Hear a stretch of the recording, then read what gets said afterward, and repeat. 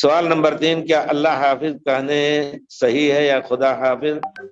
خدا کا لفظ جو ہے یہ اپنے یہاں فارس یعنی ایرانیوں کی طرف سے آیا ہے، فارسی زبان میں خدا کہتے ہیں۔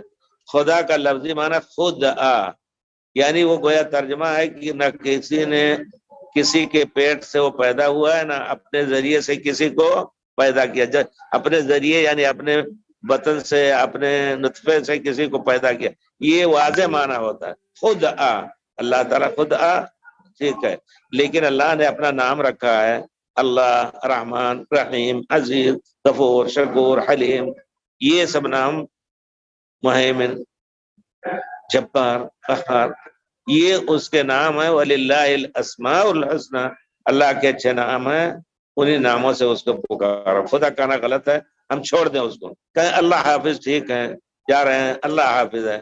وہی پیارے رسول صلی اللہ علیہ وسلم جو دعا فرماتے تھے اس کو بھی یاد کر لیں، گویا اس کا ایک خلاصہ ہے۔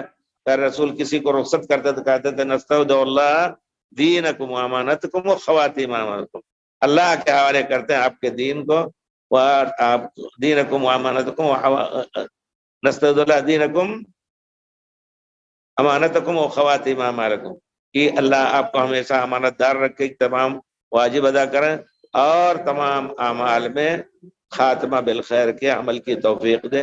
تو گویا خدا حافظ اسی کا قریب ہے، لیکن ہم دعا یاد کر لیں، مسلمانوں میں ان چیزوں کا رواج ہونا چاہیے۔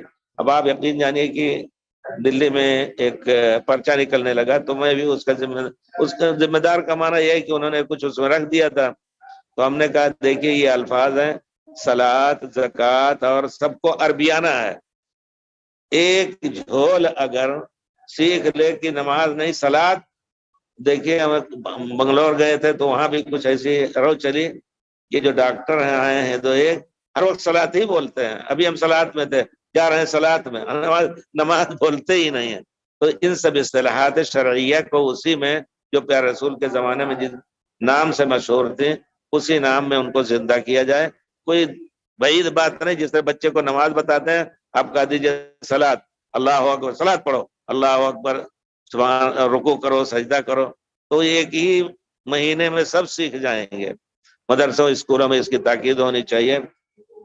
اللہ حافظ بھی آپ کہہ سکتے ہیں، اس میں کوئی شک نہیں۔ واللہ خیر حافظ و ارحم الراحمین۔